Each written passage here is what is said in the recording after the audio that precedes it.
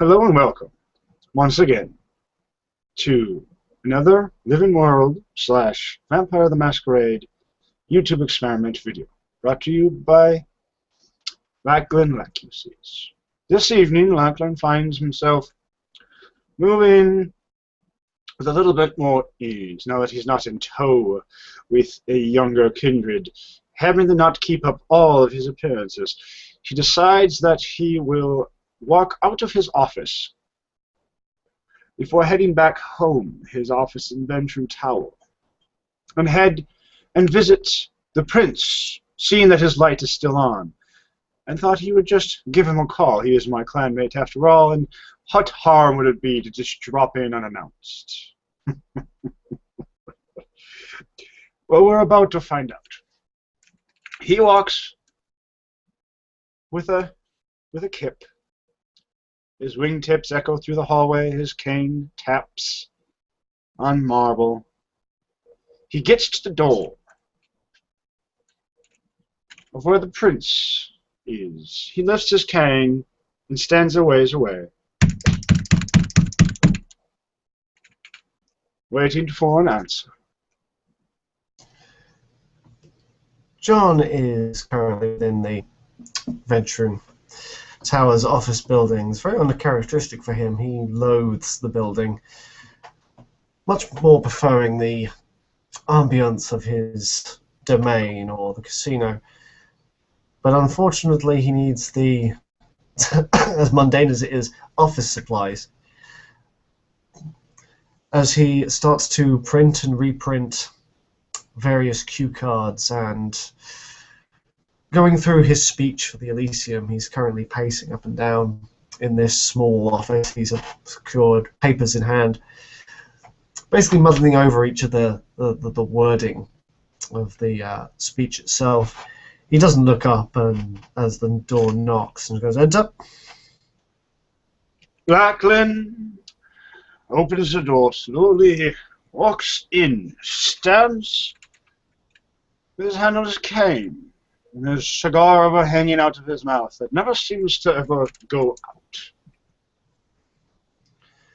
Good evening, my prince. Mr. Lachlan.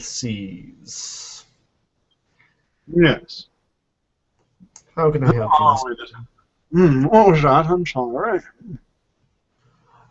No. That was good first. I am doing rather well, thank you. Just busy. How are you this evening? Oh, I find myself sitting in very well, actually. very. I'm just not going to put up with this facades anymore. I'm doing fine. I'm working on getting the influences and contacts. His demeanor completely shifts. He stands up straight, seems to have no issue needing the cane. In fact, he very hardly leans on it. He just kind of has a finger or two on it as he just saunters into the office within a few distance of the prince. Yes. Well, for the most part, I'm suiting in just fine.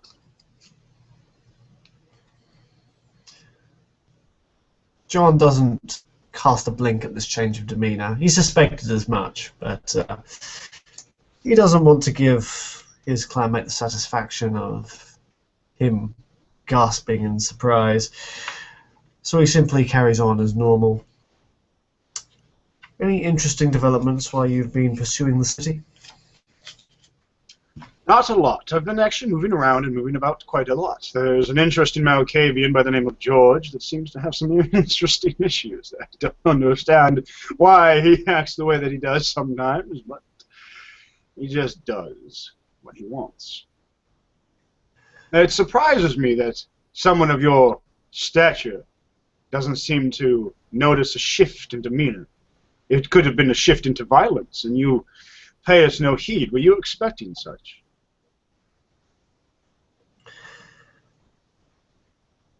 If you were decided to be violent towards me, Mr. Lachlan, which I do not believe is in your character, you would gain nothing from it. You understand that despite the fact that you are Ventru, you are newly arrived into the city. We do not have the political acumen. It would be not advantageous to you to attack me directly, despite what you may have heard, or may be promised. I only know a few kindred in the city that might be so bold as to pay off a clanmate to try and kill me. But at the moment... Apologies. Continue. But at the moment, I don't think they would. Not so much that someone would pay me off, it's more the fact that somebody, it's just that it could have been anybody. You should always have your wits about you, sir. That's all I was trying, the messages to which I was trying to... It was actually a tactic that my sire, Alice, taught me, was to play up the fact that I look very old, but I will no longer have any more aging. I will always look this way, but it is in my best interest to sow doubt to those thinking one is weaker when they are feeble. A lesson perhaps you should learn yourself. You say that I am unprepared. Perhaps I am more prepared than you ever know. And John will be rolling his manipulation subterfuge to pretend that he is secretly a badass. I wish I was somebody else right now, too. I wish there was a wraith in the room to help spot that. It was only DC 4 for me with my enchanting voice. 1, 2, 3, 4, 5, 6. And how would one try to see past it? You would roll perception empathy, my good sir. All right. Or perception subterfuge, if you want to catch the lie. I believe it's a rule in this venue. It's probably going to be perception subterfuge. I thought it might be. He has lack of empathy for a lot of things, actually. He just acts as if he has empathy. It's only 9 dice. This will be interesting. Close, but no cigar. I already have it. Oh, well.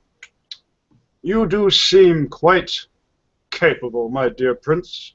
I will never doubt you ever again.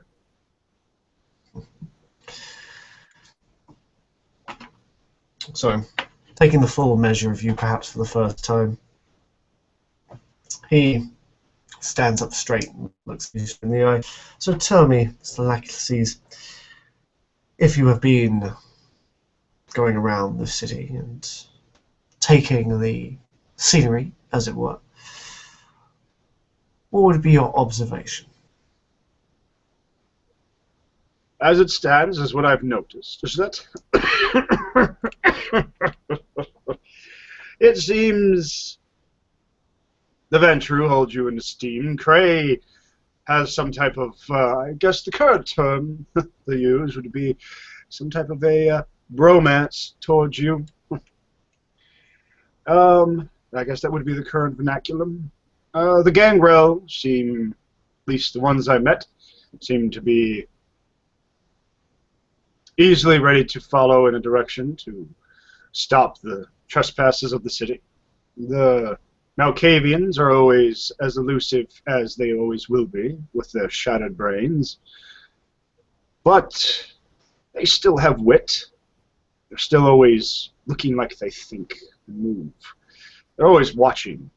Haven't came across any Nosferatu. Well, no, I did. The new shadow of something, Arthas or something. Don't remember his name. It doesn't seem to be important for me to even try to remember. But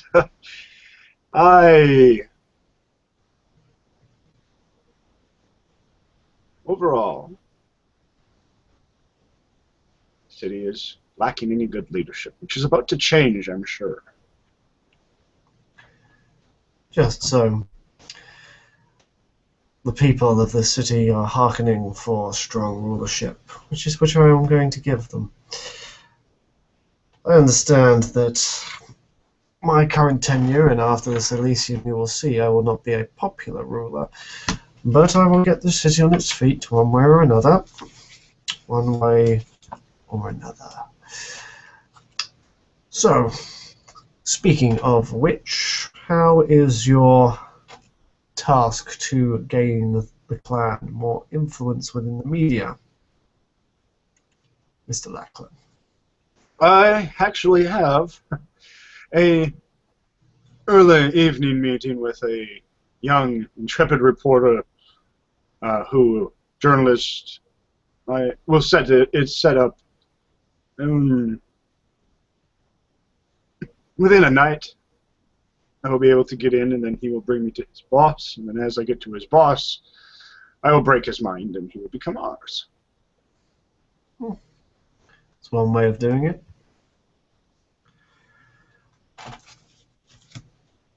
I always find over-reliance on disciplines to be rather distasteful, but it is the most direct, and I did state that we needed it in a hurry, so I do not fault you for it, Mr. Lachlan. I didn't say I was actually going to use any of my disciplines, my dear prince. I am skilled in many different aspects of politics and business. And when I say break his mind, it will be more personal than blood-related. Intriguing. What exactly apologies. What exactly did you have in mind, if I may be so bold? Oh, you may. It is your prerogative, after all. Now, it seems that everybody seems to have time to want to have stories and listen to the elderly and what they have to say, and I am sure that they won't put out a defenseless man when he asks a few questions about their home life and family and all such good things. Something about those lines.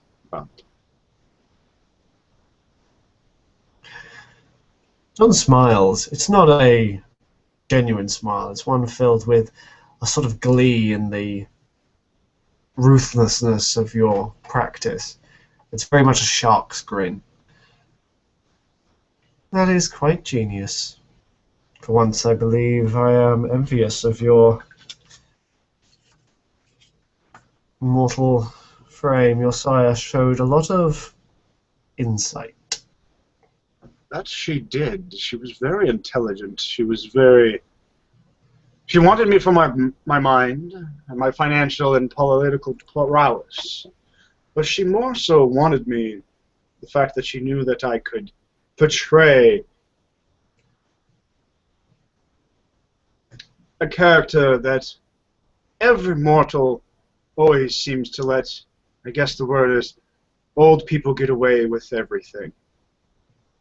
Because why could it be them? They're just senile, they're just old, oh, have pity on them, and oh, it's okay, they're just an old person, they don't know no better.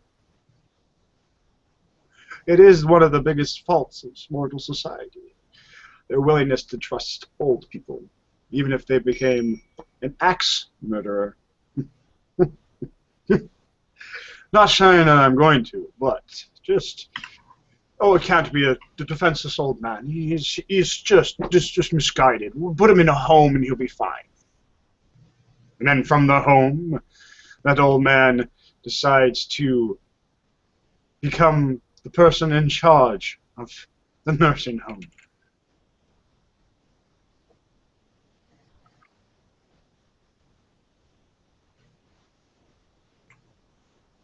I have to say, after reading your presentation, I am not familiar with your sire. Not of the European court, certainly. Am I mistaken? No, you're quite in the right direction. And the direction in which it goes is that as me of her of James then moves to other European descent. She told me to task to find more, but I do know that the roots for her line stem from Arjan Vorvis, who has brood relations with, I'm sure you've heard the name of Jan Peterson. Of course. Every venture this side of the Atlantic has heard of Jan Peterson. My lineage directly traces back to Arjan, through her, and then through her sire. Ah, so you're a Hartstadt. Yes, yes I am.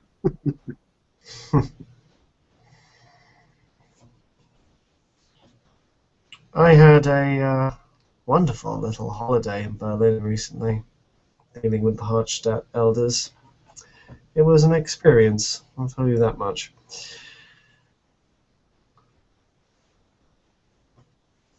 It usually is. I am set to visit Amsterdam within 3 years' time to extend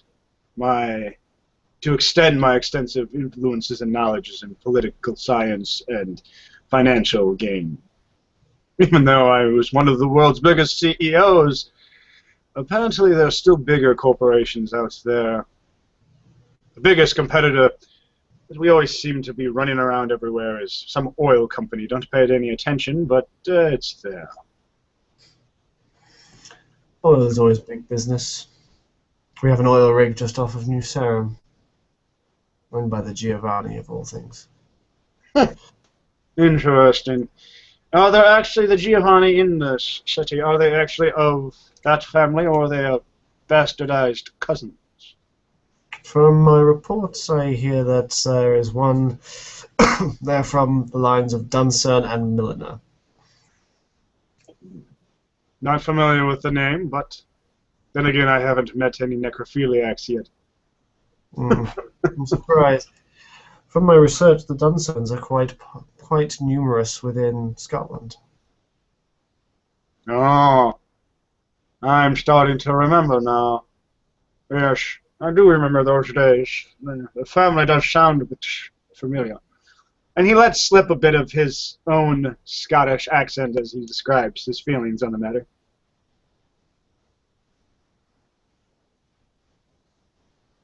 They always seem to have quite a lot of issues, but I didn't pay them any mind. I was a young lad at the time. I didn't pay much attention.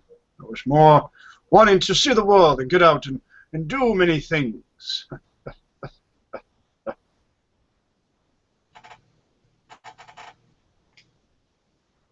So I will meet with the media. I will break him and his families and all those connected to the media. I will know and learn every person who works for the media, and they will all become bonded to me if necessary. Excellent. You say you are an expert within business and politics, correct? Oh, I am almost at the equivalent of a doctorate. Yes, my dear Prince. How would you deal with this situation within the asylum? What's the overall contention with the asylum? I'm not overly familiar with it. I haven't done that much research. I know there was a recent activity revolving around it. Well, he says, putting his notes down, leaning back on his desk. You can see his eyes moving, as if remembering, almost like reading. You see, like flipping through a book, his eyes are going. The asylum itself is a rather large complex just outside the city limits, meaning of which the local authorities have heard. Well, the local government believes it has no jurisdiction.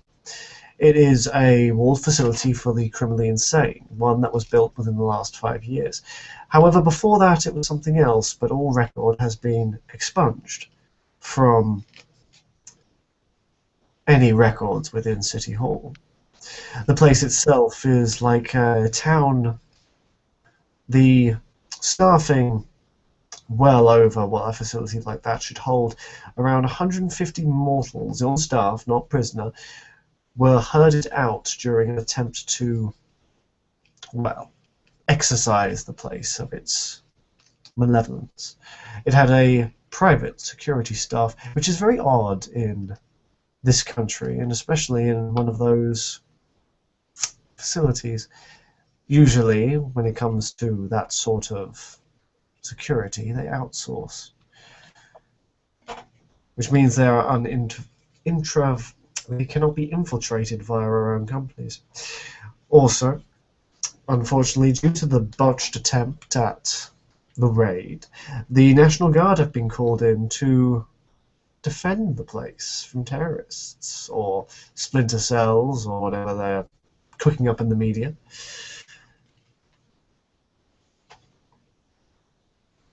It is very odd that an asylum is not run by the state.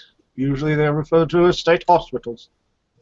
I know in Entirely. Minnesota, where I came from, Minneapolis, there's one just south of the cities, and north of Mankato is the state hospital in St. Peter. It's interesting that it's not run by the state. Entirely. There's the very existence of this place is an enigma. The fact that it was kept off the radar. A facility that big with that many security and no kindred saw it or knew it of its existence and did not want to integrate themselves, that's a little suspicious, especially one that simply vanishes on records. And now that the National Guard has been called and this event has been all over the newspapers, wouldn't the mortal media be interested in digging up its mysterious past and trying to figure out all these strange loopholes and oddities within it? Now that is quite the conspiracy. When you think about it and you break it down, the fact that the media won't cover such a large facility, the fact that the National Guard has come in to guard it, a mental institution, the fact that even when you look at the attempted raid and shuffling the people, it is almost there as an influence that is running within the media or something in control there in the media that is stopping them from getting there. There's many different conspiracies out of there, one of which I'm sure you may or may not be familiar with is the New World Order, where a lot of conglomerates and big corporations, you could get into conspiracies and think Illuminati and Bilderbergs and Tartarus Club and all of those things. Usually it leads to that this facility sounds more and more like it is a big business / mortal endeavor. It has to be run by mortals then, because of the vampire and the kindred of the city, especially ones that's older, have been around as long as some of them, I'm sure, haven't touched it or gone after it. The fact that there are two within the city is even more interesting. That it is more and more looking like some type of affront. I'm sure that is where it must lie. Do the Anox show any interest in it or deal with it at all? Not since the Troubles started. I'm not sure how much you've heard, but the asylum is the source of a particular ailment infecting the dreams and thoughts and giving waking hallucinations to some of our populace. It is a troubling sight. The current theory, since it is being, let's just say, looked after by a Malkavian called Dr. Mogans, is that a very old Malkavian is sleeping within it, and it dreams and it wishes to awake. No, we're talking antediluvian. Don't speak heresy. I'm just making sure you weren't, dear sir. Antediluvian. Apologies, Methuselah, then. Yes, something a little bit more realistic. I didn't think you believed in fairy stories, Mr. Lachlan. Sometimes stories can tell you everything. You just have to read between the lines.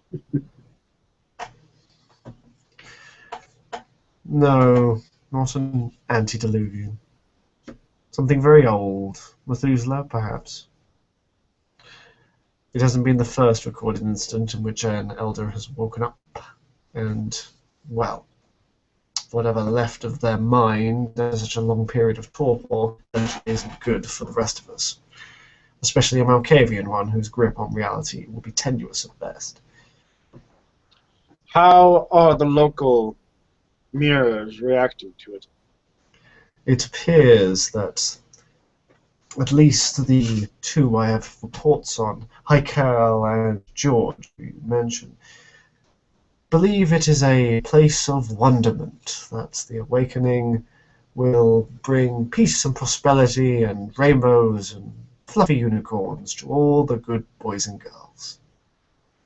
They also visit. Actually, then, you should approach it in the sense of reversal. Not so much fluffy unicorns, but the opposite. Darker, more malevolent, more chaotic. That is usually how a foresight, I have noticed, works with some of the Malkavians. The shinier it is, the darker and more horrible it actually really is. Well, the two did visit and spoke with Dr. Mogans, and the young Mr. Walker has shown signs of domination. I haven't had a chance to interview him myself yet.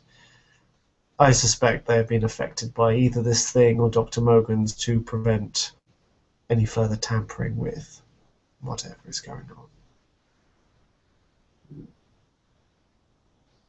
Interesting, very much. It does concern me, though. Overall, what is your plan, Prince, to deal with said asylum? The direct route will not work. For all the trading and influence that was attempted, it is too much of a city. Too many mortals, too much media attention. So I believe I should use that to our advantage and invest in media and local government. Try and move the bloody thing away. Such level of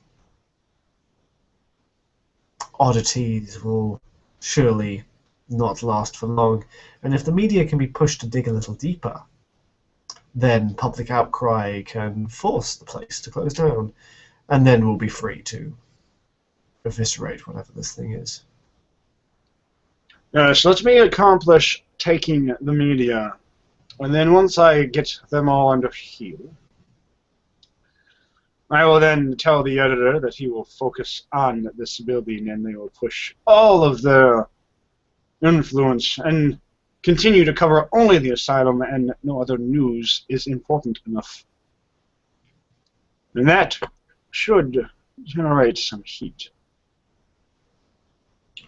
With any luck, this Dr. Mogans will present himself, since I'm the new prince. If he does not, then we have every right to kill him under the traditions. We'll see which way he jumps when we put the heat on. Yes, not very well. Well, my dear prince, it seems it is time for me to get make sure I get right. He gets himself up from his chair.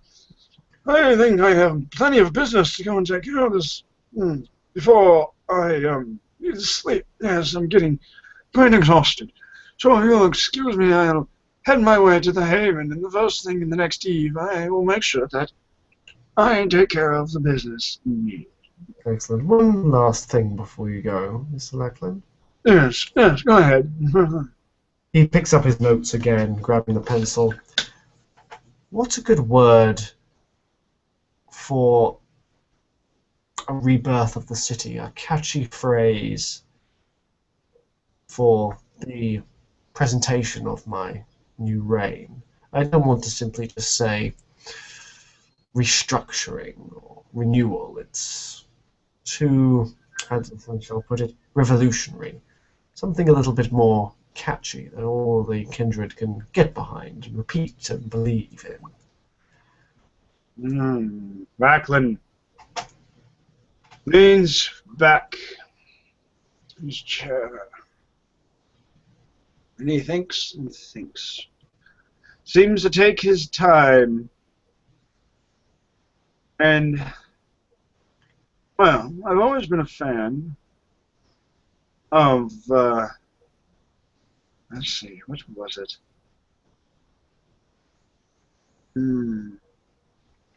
Oh, my old age really gets the best of me sometimes.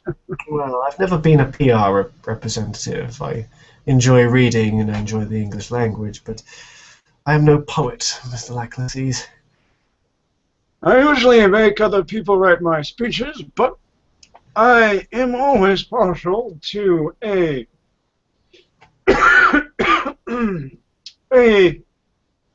the word revivification or Renaissance always seems to have a good kindred feel to it.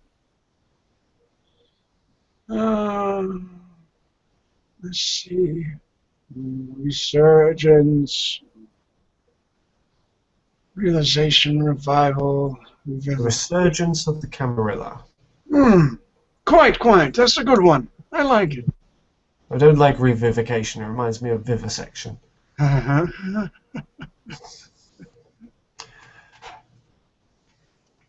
Yes, that will be a good one, I think. Well picked, my prince. Thank you. Most welcome. I will take my leave this evening. Are you sorted within the city? Do you need any assistance? I just need to have a permanent driver. That would be about all. Retainer. Haven't got around to getting one yet. Unfortunately, they're on short supply. You may borrow Alfred if you wish, very briefly, if you need someone to drive you around. Very well, thank you. Thank you very much. I will definitely look forward to it. There was an applicant that appeared on my table when I first got to the city. Mr. Lambrad. He seemed interesting enough. I will have to meet with him. But thank you. He gets up, resumes his hobbled demeanor, and continues to walk with a gait. His wingtips echo, his demeanor shifts to that of an old man with back pains. Continues down the way to the door and looks back at the prince and just smiles and subtly shifts his demeanor, letting the prince know that he knows about what he really is. Then he walks out for the evening, gets to the town car. Alfred, I presume, please, take me to my yacht, if you would. I have to rest and prepare for work. Of course, my lord. Thank you. Gets in the back of the car, sits down. His demeanor shifts back to that of the posed, well-trained kindred that he is. And that was where we will end our scene this evening. Thank you very much. Please like and subscribe. Follow me for more of my videos. And as always, we'll see you next time.